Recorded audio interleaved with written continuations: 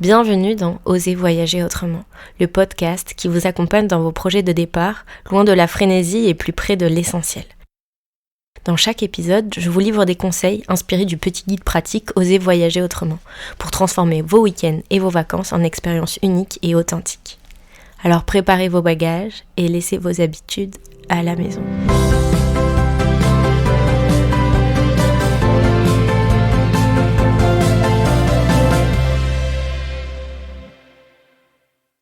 Épisode numéro 6, manger local, acheter artisanal, s'immerger dans la culture.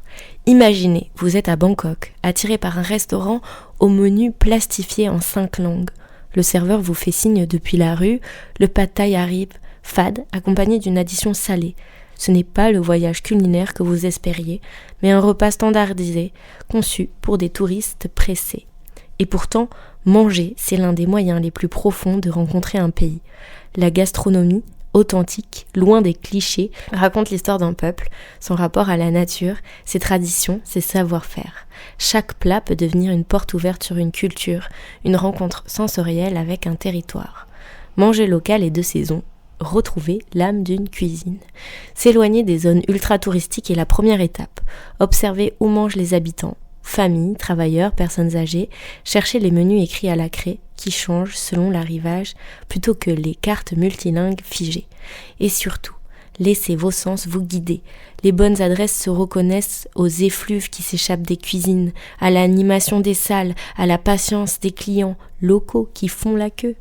Les marchés, eux, sont de véritables théâtres culinaires. Dès l'aube, les étals se remplissent de légumes aux formes parfois inattendues, d'épices aux parfums puissants, de pain et fromage encore tièdes. Un marché local raconte tout un territoire. Arpentez-les tôt pour profiter de l'ambiance, ou en fin de matinée pour dénicher les bonnes affaires. N'hésitez pas à goûter, à discuter avec les producteurs. Munissez-vous d'un sac réutilisable et de monnaie, vous êtes ici dans le quotidien, pas dans une boutique touristique. Les circuits courts ajoutent une dimension précieuse. Acheter une huile d'olive directement en Toscane, un fromage de chèvre en Provence ou un miel en Nouvelle-Zélande, c'est goûter la terre à sa source, mais aussi rencontrer les femmes et les hommes qui la cultivent. Ces gestes, souvent plus abordables qu'on ne le croit, soutiennent directement les économies locales. Chaque saison apporte ses trésors. Des asperges blanches au printemps en Allemagne, des cerises du Luberon en juin, des champignons en Dordogne à l'automne, des agrumes en Sicile l'hiver. Voyager en suivant les saisons, c'est se laisser surprendre par la temporalité naturelle des saveurs. Consultez, avant votre départ, les calendriers de saisonnalité ou demandez tout simplement quel est le produit du moment. La réponse ouvre souvent des horizons insoupçonnés. Et si vous voulez aller plus loin, plongez les mains dans la pâte. Suivre un cours de cuisine chez l'habitant, loin des ateliers touristiques formatés, permet de découvrir les secrets transmis de génération en génération. Des plateformes comme Cookly, Eatwiz ou Traveling Spoon facilitent ces rencontres authentiques. Vous pouvez aussi participer à des repas communautaires, couscous du vendredi au Maghreb, barbecue du dimanche en Patagonie, moments rares où l'hospitalité devient le plat principal. Le bénéfice est multiple, pour vos papilles, votre santé, votre budget, mais aussi pour la planète et pour vos souvenirs, car il est certain que des années plus tard, ce goût d'olive en Grèce ou cette épice rapportée du Maroc vous ramèneront instantanément sur place. Acheter artisanal et équitable, donner du sens à des souvenirs. Autre piège du tourisme, les souvenirs fabriqués à la chaîne. À Marrakech, combien de tagines traditionnels portent en réalité la mention Made in China. Ces objets sans âme dévalorisent les savoir-faire locaux et uniformisent la planète. L'artisanat authentique, lui, porte une histoire. Un objet façonné à la main contient les gestes, le temps et la créativité d'un artisan. Il raconte une rencontre, soutient une famille, perpétue un art. Comment le reconnaître ?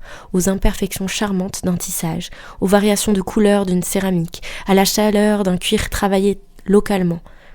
Les vrais créateurs savent expliquer leur démarche, parler des matériaux utilisés, montrer la variété de leur production. Privilégiez les ateliers directement chez l'artisan, les coopératives ou encore les marchés locaux fréquentés par les habitants. Les boutiques de commerce équitable, de plus en plus nombreuses, garantissent aussi des pratiques respectueuses. Les labels comme Fairtrade, WFTO ou Artisans du Monde sont de bons repères. Les spécialités varient d'un continent à l'autre. textile andin au Pérou, maroquinerie au Maroc, pashmina en Inde, huipils maya au Guatemala, soierie de Chiang Mai en Thaïlande. Chaque pièce devient une empreinte vivante de votre voyage. Mais attention, la qualité a un prix. Un vrai pashmina ne peut pas coûter 10 €. Dans beaucoup de cultures, la négociation est un rituel. Pratiquez-la avec respect dans l'idée de trouver un équilibre, pas de casser le prix. Préférez la qualité à la quantité. Un seul bel objet artisanal a plus de valeur qu'une valise pleine de souvenirs uniformisés. Et pensez aussi à la durabilité. Ces objets sont souvent faits pour durer des années, voire des générations. Certains voyageurs choisissent même une ligne directrice. Collectionnez uniquement les textiles ou les céramiques ou les bijoux traditionnels. Cette cohérence donne du sens aux achats tout en créant une collection unique, reflet de leur voyage. Enfin, il y a l'histoire derrière l'objet. N'oubliez pas de photographier l'artisan avec sa création. Cette image ajoutera une profondeur émotionnelle à votre souvenir, bien au-delà de l'objet lui-même. S'immerger dans la culture locale, voyager en profondeur. Manger et acheter, oui, mais voyager, c'est aussi rencontrer. Trop souvent, nous restons à la surface. Une photo au Colisée, une pizza dans une pizzeria bondée, puis retour à l'hôtel. Avons-nous vraiment rencontré l'Italie ? S'immerger dans une culture, c'est ralentir, accepter de sortir de sa zone de confort, apprendre au lieu de consommer. Cela peut commencer par un geste simple, apprendre quelques mots de la langue locale, bonjour, merci, s'il vous plaît. Ces expressions même imparfaites ouvrent les portes des sourires. Des applications comme Duolingo ou HelloTalk facilitent cet apprentissage. Mais la meilleure école reste la pratique quotidienne. Cherchez aussi les fêtes locales. Qu'elles soient religieuses, saisonnières, sportives ou artistiques, elles révèlent l'âme d'un peuple. Observez les préparatifs, demandez des conseils aux habitants, respectez les codes, participez avec humilité. Ce n'est pas un spectacle, mais une célébration vivante. Les rencontres, elles, se font dans les lieux du quotidien. Un café, un bar à tapas, une promenade du soir, un bain public. Observez, échangez. Si on vous aborde, parlez avec simplicité. Les associations locales, clubs de randonnée, centres culturels ou même plateformes comme Meetup ouvrent aussi des portes insoupçonnées. L'immersion peut prendre d'autres formes. Bénévolat, cours de langue intensifs, séjours en famille d'accueil. Ces expériences transforment le voyage en aventure humaine, parfois exigeante mais inoubliable. Il y aura des maladresses, des incompréhensions, parfois des frustrations, mais elles font partie du chemin. Avec le sourire et la curiosité bienveillante, tout devient matière à apprentissage et à anecdotes. Car voyager, c'est aussi accepter l'imprévu, ralentir, prendre le temps de vivre des instants soudains. Et surtout, documenter vos souvenirs avec respect. Demandez avant de photographier. Participez d'abord pleinement. Partagez vos images ensuite. Car ce qui reste le plus fort, ce ne sont pas les clichés parfaits, mais les moments vécus. Voyager autrement, pas à pas. En choisissant de manger local et de saison, d'acheter artisanal et équitable, de vous immerger dans les cultures que vous traversez, vous redonnez au voyage sa profondeur et son sens. Chaque repas devient une aventure, chaque objet un témoin vivant, chaque rencontre un échange qui vous transforme. Ces gestes simples, loin d'être des contraintes, ouvrent des horizons insoupçonnés. Ils enrichissent vos voyages tout en soutenant les territoires et les communautés. Et plus encore, ils laissent dans votre mémoire des souvenirs indélébiles qui vous accompagnent longtemps.